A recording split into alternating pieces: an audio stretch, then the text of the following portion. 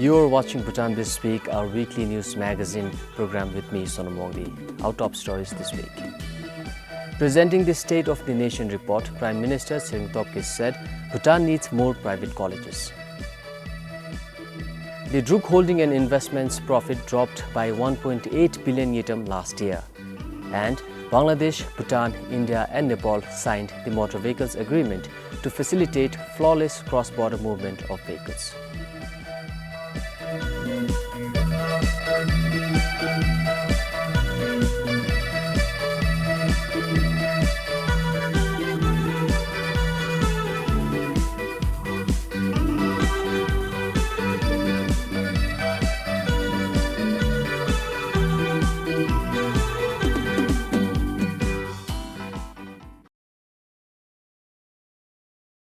The construction of 150-bedded mother and childcare hospital will begin by this year.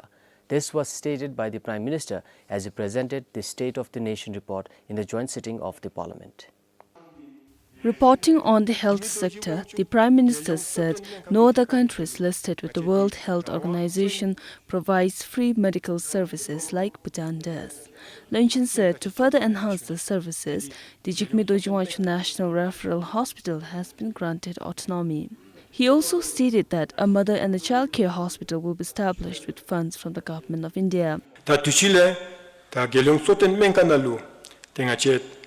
Amsuda amsugi ai dile alusugi tonlu mixelgi menkachi chabdo seshuni tedi gelyong soten menkagi labereng te ani nalu te nep chigja ngapchu shomigi menkadia te chendia te kaniwa yobab yobigi chen jitsen pema gi menka se te chen tadiyu jitsen pema aida alugi menka se tadiyu seshuni. The Prime Minister also spoke on safe drinking water and improving hygiene and sanitation in the rural areas. Although 94% of the rural areas have been provided with safe drinking water, only over 80% is operational.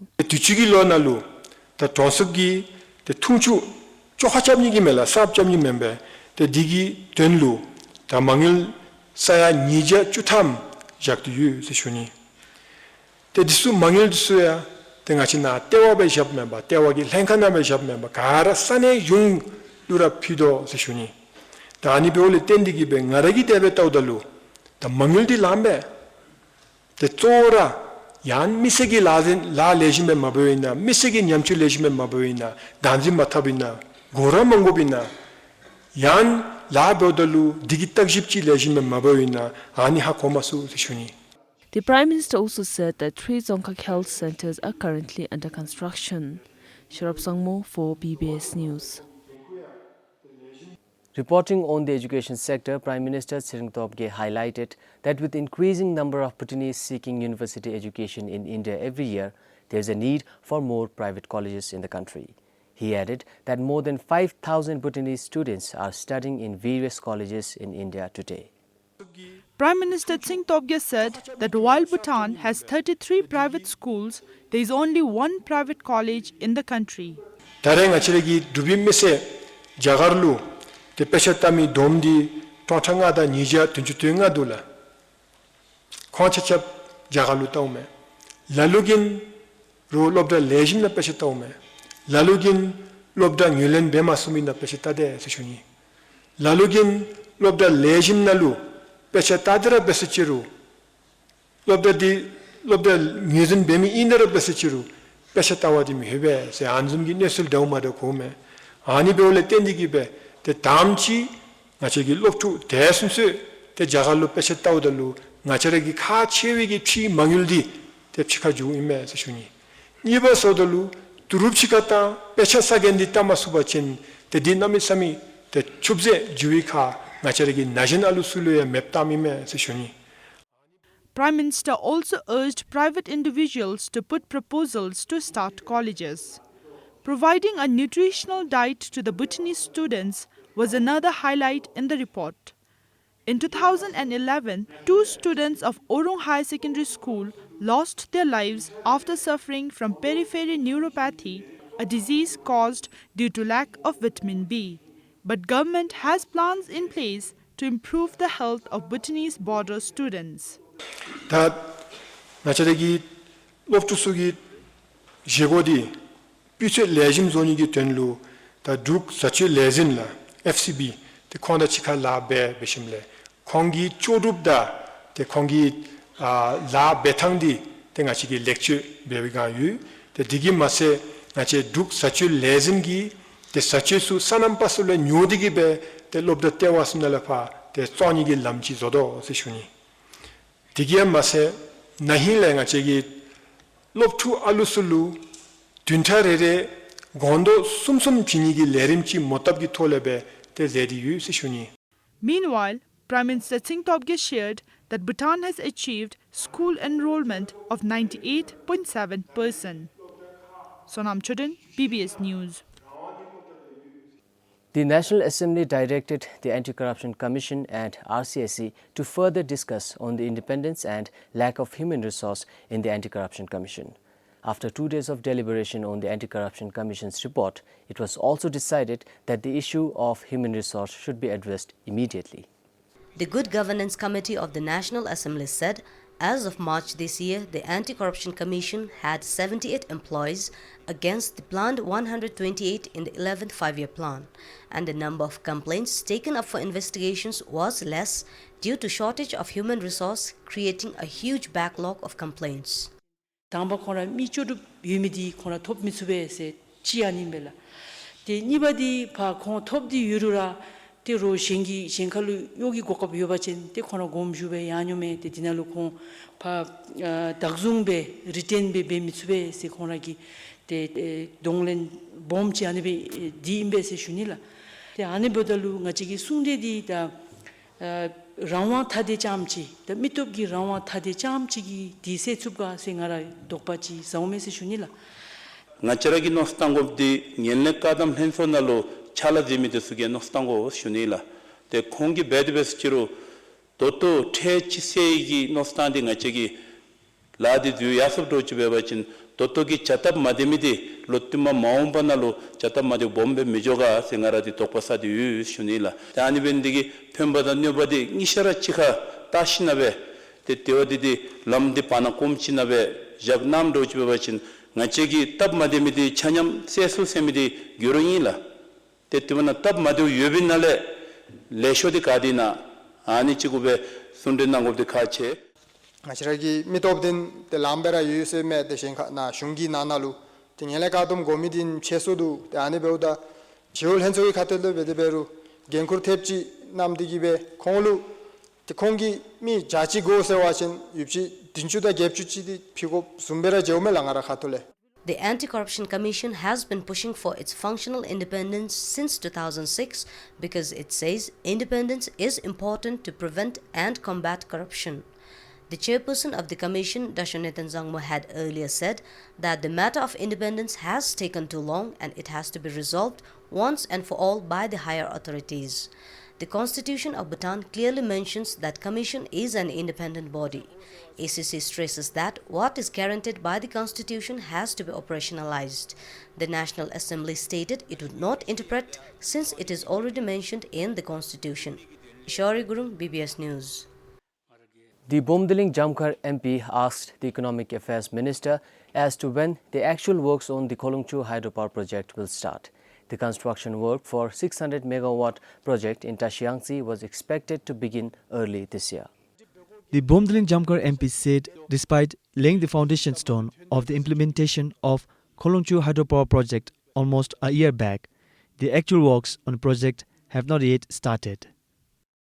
Kolongchu lokmi legal di data inya damba imeba langachi joint venture JVG project di data ani beodalu atichi namisamegi de khachedo to chi beole tendebe dinalu miji tenjlembogi de hinsang sa chibe de lokmi legal gi de animchi go hedi semiji dari de chomalu dengachi mise garagi khenigi dele de suna seshunila. Economic Affairs Minister said for the past 1 year the ministry has been busy with the preparatory works which requires a lot of time. Lokme legal machabigi hema koche lasha shitem koche tsugop dia te khache se shunil te lam kilometer shipchu de chit chapkobela zamni di ni chap ko be te dida do be te jin khoche lasha chi chap ko du te disugi ngachi gi ta tender gi icha sugara konse dendur gi icha sugara dabdip bedi gi be yi se shunil icha su te ngacharegi mi mang lede di DGPC the DGPC gi hole the dadip pechai se shunila. Lempo added the only thing left is to form a board to allocate the work for the hydropower project to start. The 600 megawatt Kholongchu hydropower project is the first joint venture between Bhutan and India. It will be one of the biggest hydropower projects in the eastern region.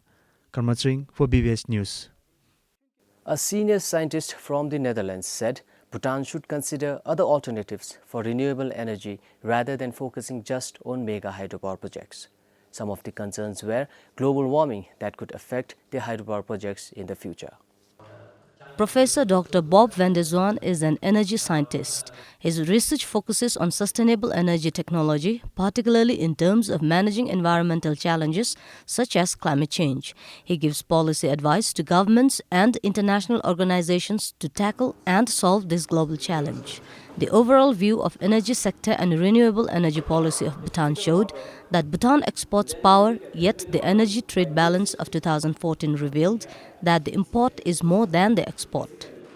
Climate change may affect local weather patterns, and in particular rain patterns, and of course glacier melt in the Himalaya. I don't think that we understand everything about these effects as of today, so I think we should research better, specifically in countries like Bhutan, what the potential long-term effects could be of changing weather patterns on the use of hydropower on a large scale in Bhutan. The Department of Renewable Energy said Bhutan targets to tap other sources of renewable energy like solar, wind and biomass. Ishori Gurung, BBS News. 4 of the 6 taxi drivers driving electric vehicles submitted a petition to the government and the opposition party requesting for an intervention. The taxi drivers were not happy with the performance of the electric vehicles, especially with the car battery running out of power sooner than expected. While the taxi drivers had directly pleaded the parliamentarians with their concern, the electric car dealer Thunder Motors was left unknown of the issue. Now the taxi drivers have requested Thunder Motors to take back their cars or replace the battery. The Chief Executive Officer of Thunder Motors, Tashi Wongcho, said they cannot take back the cars, saying batteries of the 4 cars had been tested and proved to be fine after the complaints were made. Thunder Motors offered to install 2 quick chargers in locations in the capital to curb the issue of the battery. Our first taxi was sold last year in July, and they've had the opportunity to drive it for a whole year, and we were never in a position to force them to buy the taxis. And each one of them were given about 2 to 3 weeks, in some cases even 2 months, to test drive the vehicles. So they had a fully informed decision, and it was on their own free will whether or not to purchase the taxi.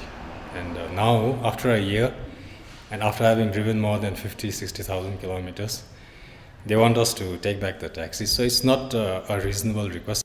The Druk Holding and Investments and its companies experienced one of its biggest challenge last year as its profit dropped by 1.8 billion gitam compared to the previous year. Tax contributions of most of its companies, including Druk Green Power Corporation, Bhutan Telecom, NRDCL, Druk Air and the Thimphu Park decreased, while Dungsam Cement Corporation was unable to declare tax as it suffered 1.1 billion gitam loss. DHI contributed 3.7 billion Neutrum as dividends and 1.6 billion Neutrum as tax to the government last year. In a press conference today, the decreased performance was attributed to lesser revenue generated through export of electricity last year. Export of electricity dropped as a result of increased domestic consumption and lesser rainfall compared to 2013. Losses suffered by Dungsam Cement Corporation and increased expenditure to finance its debt also affected the overall performance of DHI companies. DHI Chairman Dashusange Khandu said huge investments were made into Dungsam Cement, but the project has been suffering many teething problems. DHI, along with the government's intervention, has however managed to convince Larsen & Toubro to buy its cement. Larsen & Toubro is building the dam and tunnel component of the Punasangchu hydropower project. Competition from the private sector, mainly in aviation and telecommunication, was also attributed for the decreased performance. Officiating Chief Executive of DHI, Dr. Dambar Kharka, said the performance of DHI companies decreased partly because the overall economy also experienced its lowest slump in 2013. Nirup Gelson for BBS News. Bangladesh, Bhutan, India and Nepal signed the Motor Vehicles Agreement. It is expected to facilitate flawless cross-border movement of vehicles by reducing trade barriers and making the transport system efficient. Starting from July till December, the respective ministries of the 4 countries will be formulating, negotiating and finalizing the necessary legal instruments for effective implementation of the agreement. During the opening remarks, Prime Minister Sringtopge said that this agreement would enable enhanced mobility, rapid socio-economic growth and goodwill in the sub-region of SAARC countries. The Minister for Information and Communications said the agreement is important for a landlocked country like Bhutan because it will reduce transport cost and foster development of multimodal transport and transit facilities. The security issue for movement of vehicles is taken care of. We are just signing the agreement today. Now, after signing of the agreement, there are a lot of areas where we need to work. Like we have in fact agreed on 3-4 different types of permits to be obtained not only by the vehicle owner or the vehicle permit, but also of the driver, of the conductor, of the people accompanying the goods. Those permits have to be made, and they have to be made at the border gates only. But it is not that time and again these permits have to be made. Physical road connectivity will also be improved with the support of Asian Development Bank under the South Asia Sub-Regional Economic Cooperation Program. Currently, there are 30 transport connectivity projects identified to connect demand and supply centers and to promote land transport connectivity in the BBIN countries. The projects will cost over $8 billion. A friendship motor rally was also flagged off from the capital today to broaden awareness on seamless movement of goods and people along economic corridors of the BBIN countries. The actual rally will take place in October. Shari Gurung, BBS News. The National Labour Force Survey of 2011 revealed that as many as 4,400 children between 13 and 17 years were found working outside their home. The Ministry of Labour stated that child labour in Bhutan was not an alarming issue but is existent in the country. The concerned stakeholders came together to draw an action plan to eliminate child labour from the country, commemorating the World Day Against Child Labour. No to child labour, yes to quality education. That was the theme for the World Day Against Child Labour yesterday. Stakeholders said quality education is the core tool to eliminate child labour in the country. The Labour and Human Resources Secretary shared that there is a thin line between child labour and child work. However, for the rural areas where we have a different setting, we are yet to resolve the understanding between us and the international community, whether children helping their parents in household chores after school and during vacations are considered as child labour. Most participants expressed the need for proper definition of child labour and regulations to monitor the acceptable forms of child labour in the country. The Labour Ministry also shared that there is a need for proper support system for those children who are rescued from child labour. We are, in other hand, worried that if we take that children from one job that child is earning, and then we are worried that that child might get into much worse work, worse job, where it will, where the child will be, physically, mentally, and spiritually, degraded, and then economically exploited. He also shared that the labour force survey revealed that most children were engaged in informal sectors and that it is quite difficult for the ministry to monitor without any legal authority. Meanwhile, less than 2 cases of child labour are reported every year. Lack of awareness on the issue and acceptable societal norms are attributed for such minimal reporting. However, the concerned stakeholders are yet to come up with an action plan to combat the issue. Sonam Churin for BBS News. In Sirang, some farmers of Tesang of Parsong Gyeok are in dilemma whether or not they would be given land substitutes after they lost their land to a massive landslide many years ago. The issue was discussed in the Zongkak Tsogdu recently. Staring in lamentation, Dan Bahadur Tamang is thinking of his 3-acre land, which was not only cultivable, but also had his house on it. Nearly 2 decades ago, Dan Bahadur and his family lost their land to a massive landslide. 96 देखि start गरेको हजुर 2001 मा चाहिँ अब पुरै लग्यो त्यहाँदेखि अनि It started in 1996 and in 2001 it washed away all my land. And in 2007 I reported to the Zongkak and the Zongkak have done their part and I have done what I am supposed to do. But nothing has been done till date. As all my land is washed away by landslide, the Zongkak officials told me not to stay here. So I have requested land from others and I live there. मागेर एक लङ्ग 2 लङ्ग मागेर यस्तो दुःख गरेर खाँदैछु हजुर अहिलेसम्म. Left with nothing, 63-year-old Dan Bahadur and his family have lent land from others in exchange for the labor.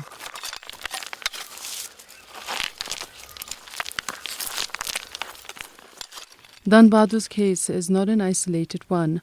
Other villagers in Thesa too have similar stories as a result of the landslides that washed away most of their land.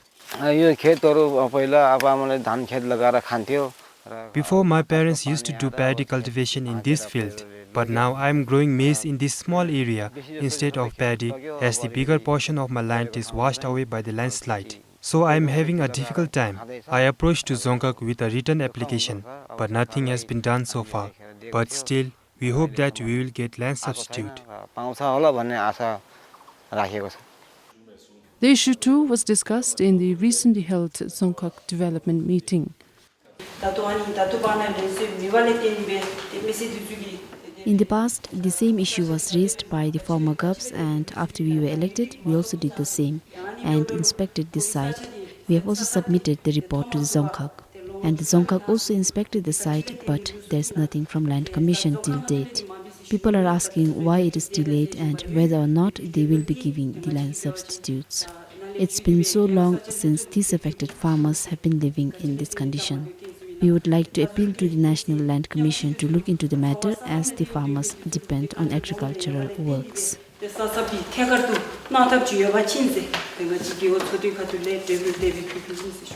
The Zongkak Land Record Officer responded that the Land Commission has not been able to address the issue on time, as many other villages in other Gyeoks and Zongkaks have similar problems.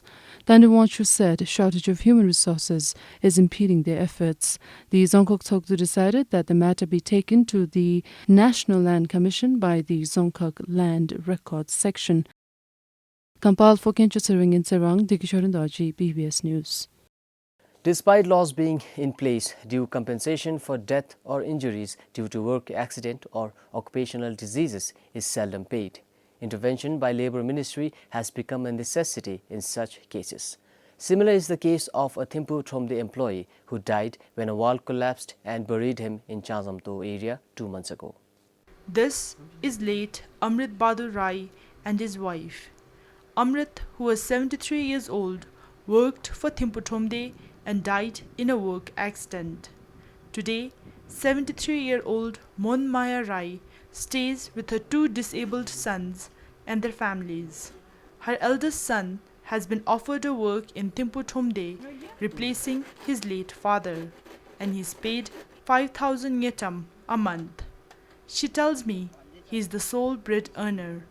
I asked her if she was aware of the compensation amount she was entitled to, but little did she know. She was paid around 50,000 ngetam by the Thomde as semso for the funeral of her husband.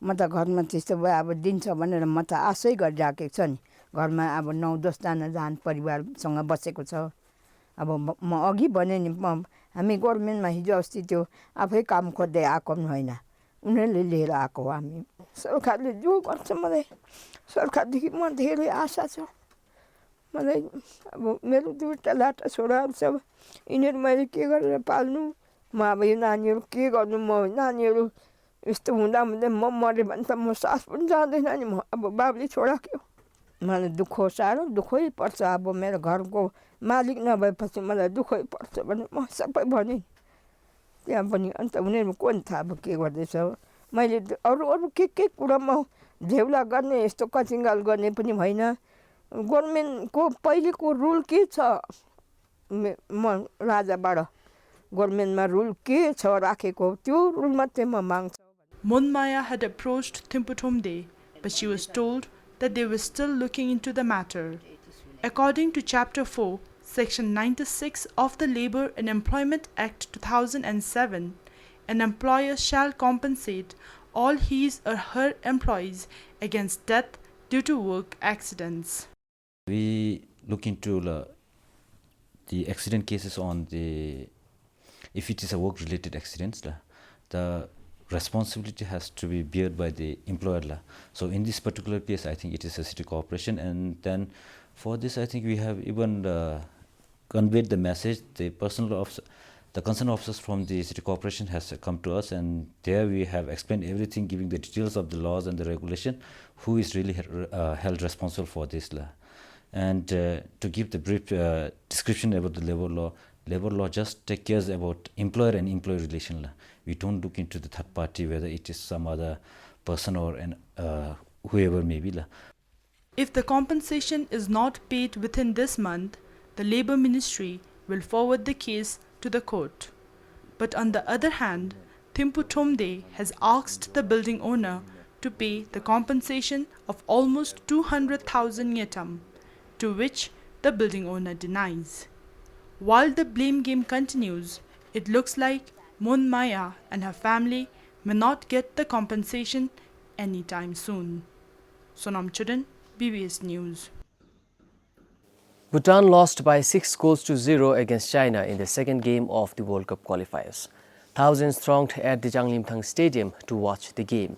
Many followed the live telecast on BBS Channel 2. From the blow of the first whistle, the Chinese tested the Bhutanese line of defense and the goalkeeper. However, they were able to find the first goal only towards the dying moments of the first half.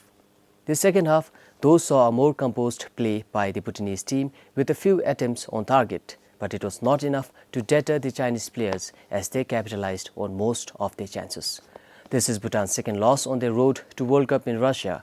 In the first game on 11th June, they lost to Hong Kong by 7-0.